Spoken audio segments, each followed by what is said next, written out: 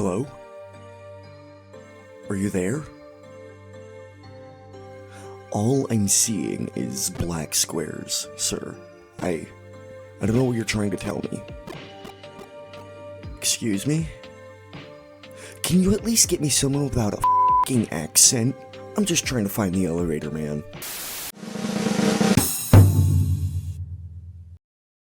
Whamstein. Howdy do and welcome back to Whamstein. That's me, by the way. You can wear the name out if you'd like. Today we're delving into an exciting first for this channel, but I promise it's not the last. This is our first survival horror game, Demon Dust, a game from this year that I'm gonna try and sell you on because I'm absolutely astonished it only has 55 reviews, at least as of the time of writing this script. So, this game is another entry in a strange trend for me. I was in the checkout tab on Steam, just trying to grab a game from my wishlist when, out of the blue, I saw very special looking artwork. That's all it takes for me to buy a game, by the way. Be cheap and have unique cover art. Regardless, I saw Demon Dust, saw it was cheap, thought it looked fairly unique or at least interesting, and like always, didn't watch the trailer like an asshole. You have to understand, this is just the way I am. I just dislike trailers. Anyway, as I was gathering more footage for Undermine 2 and Vital Shell, I kept eyeing it up in my library going, wow, that really looks weird, what could this be? And it truly does live up to all the intrigue I had built up for it. A dungeon crawler survival horror is a very novel concept that I think should be expanded on, in fact, so get to cracking, game devs. So what makes this game special? What sets it apart from other survival horrors and dungeon crawlers? And most importantly, why isn't it more popular? All this and more shall be answered in tonight's exciting episode of Whamstein, the Weird and Wonderful.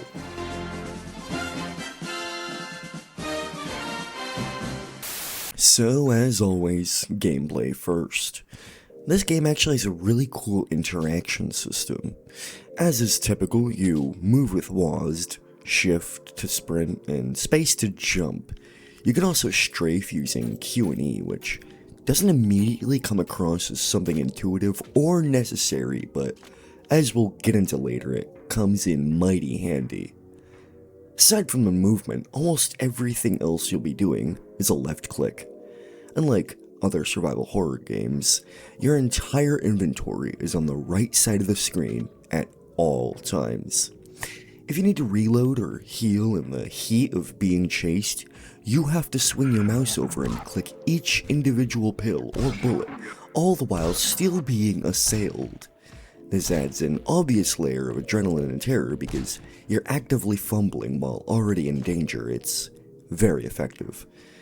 As well, the main enemy type you'll be seeing can spawn in with different personalities and tendencies. Maybe one will just give up the chase, so you get a moment to breathe and recollect yourself. Then the next will not stop hunting you down until you or it dies. The unpredictability of their actions adds another layer to that already powerful and oppressive atmosphere. The game controls very simply and easily, which lends itself to one of the big pictures going on here. You're going to be dying, running out of time, or manually resetting a lot here. At first, levels feel like huge labyrinthine crawls, without a direct point. It is a dungeon crawler after all. But you're given a map, and I'd actually recommend drawing it yourself on paper, using the in-game map as a reference, because when you reset, it resets. There's no checkpoints, by the way.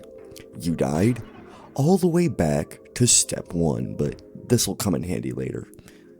What you're gonna want to do is get used to the levels, learn how to navigate them, find out where puzzles are, and find where you can't figure out how to progress. Then, find out how to book it through levels 1 and 2 as fast as possible.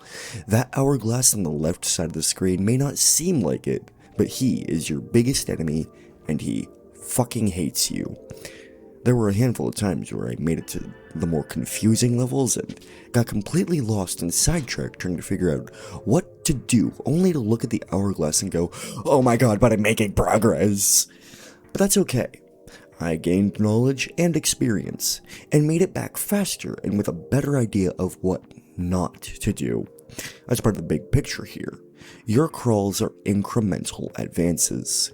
You can only go so far before reaching uncharted territory after all, and so each reset is less of a failure and more of a learning experience. Grab this item, run past this enemy, take this turn, open this secret wall, da-da-da-da-da, it all adds up over time. As you keep going too, you'll notice that, hey, these levels are actually pretty small. They're just dense and full of twists and secrets that give the illusion of grandiosity. You're actually, crawling dungeons. You're being careful, learning, using your resources when necessary, and it's all very natural and intuitive. I don't know what kind of experience this dev actually has under their belt. This is their only Steam game, and I'm not willing to click a Blue Sky link for the life of me just to scour for a little bit of information on how they even made this game. Regardless, this is an impressive display of mastery over player psychology, which is something that's kind of lost on a lot of devs and basically non-existent in AAA games. Before I go back to sucking this game's cock, I feel I should touch on the soundtrack and sound designs, something I completely forgot and neglected in my last video. During the normal gameplay, there's not much in the way of a soundtrack. It's a lot of ambient tones and solitude, which normally I'd be a little miffed at. Silent Hill has fucking music, any horror game can have it, and still be scary. In this way, though, it's fitting, as the focus instead is on the sound effects, which are appropriately powerful. The variation of your footsteps on different surfaces is great. The item pickup sound is punchy. The phone is nostalgic, nostalgia blast. Ooh, so retro. Fine, whatever. It's all there, and it's all batting 1,000. The only sound source I'm not really big on is, unfortunately, the gun.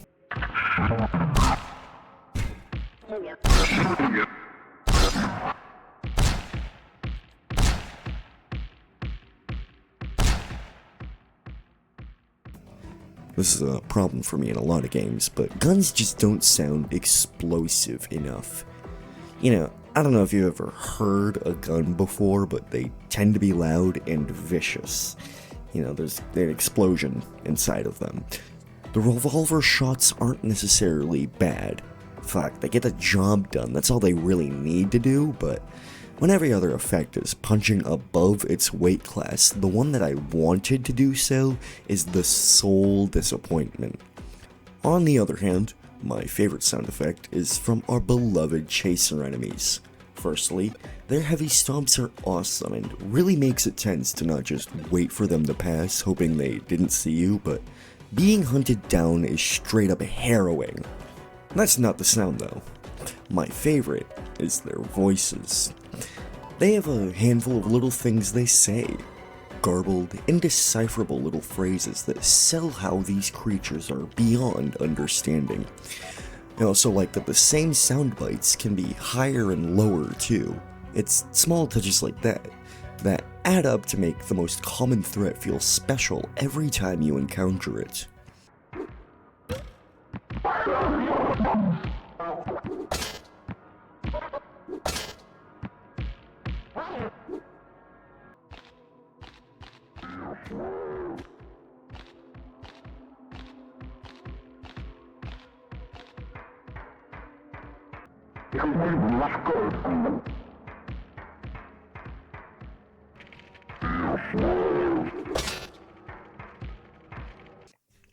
So, what's this game even about?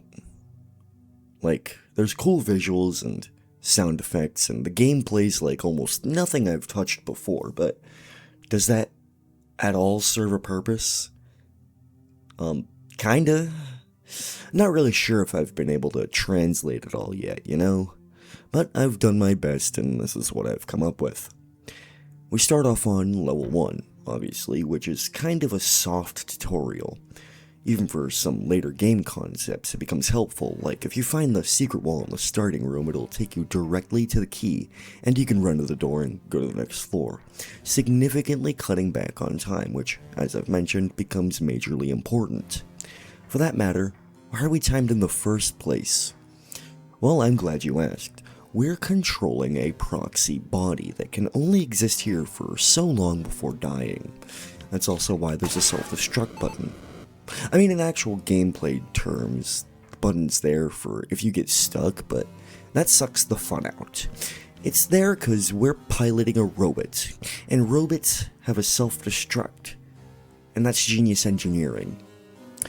Anyway, level 2 immediately ups the ante from 1 by being much larger, having branching paths, and also having a regular exit I kind of never found, but more importantly, up here, there's this symbol that, if you can get up there and click it, opens the wall. If you're smarter than me, this is where you learn that going out of bounds takes you to the next floor. I didn't grasp that until much later. Anyway, we fall into floor 3, pick up this phone for puzzles, and we still don't have a real objective yet, do we? This is okay, the desire to see what comes next is strong. This is where I first got confused, overwhelmed, and ultimately stuck. It took me a few runs to even make it to floor 4, so here's where the play-by-play stops. Across 6 levels, there are hidden capital D items that require finagling and extended game knowledge to reach. The execution made me feel like I was exploiting the game or deciphering an ARG. It can't be overstated how unique and mind-blowing this game is to play at every turn. When it feels like there's nothing more to discover, that just means you haven't found the next clue. The D's are those clues for the time being. For each D collected, a new level of the minigame Demon Duster is unlocked in the main menu. It's a cute little shmup, but not ball-bustingly hard, like I like them, but it's still fun. When you beat each Demon Duster stage, you're shown this.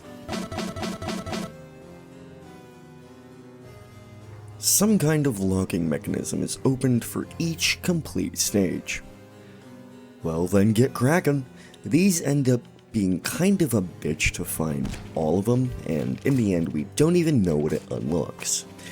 Wouldn't it all be easier if there was a level select too? I don't want to get lost over and over and over again looking for some little shmup minigames. Well, guess what? There is a level select.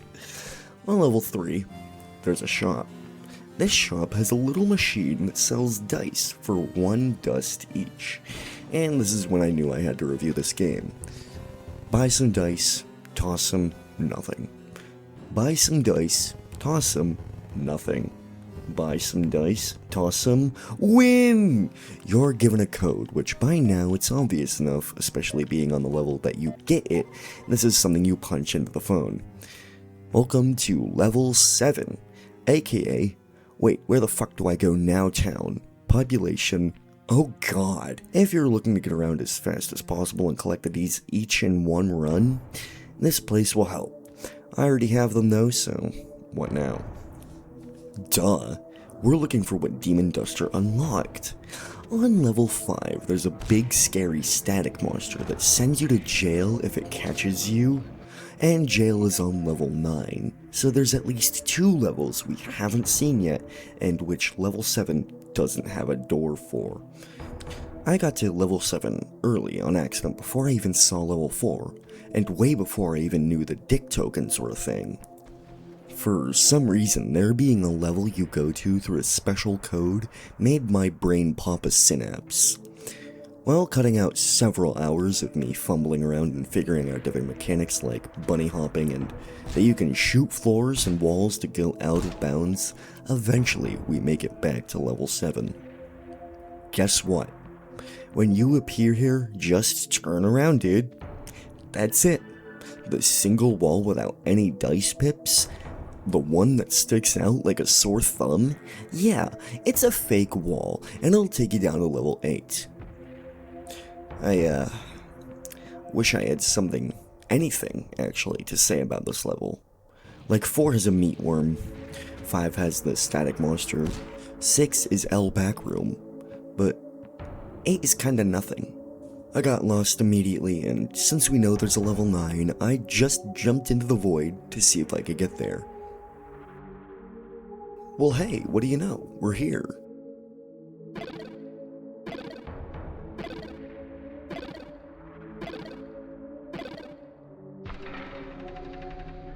So in here we've got some strange version of the standard enemy, but we can just run past them. This level isn't large. Up here is the prison from earlier. Isn't that neat? What we're here for is, well, this thing. Congratulations, this should tell you everything you need to know. 9 levels, our body is trapped and immobile, and as such we need a proxy body to come put us out of our misery. Demon dust? This is hell. We're Lucifer and we just killed ourselves. I don't know. That's my interpretation at least. It's been a while since I read Dante's post-modern Inferno, Satano Robo. There is another ending too, but you can find that one for yourself. All I'll say is, violence is optional and Demon Duster has one more secret for you.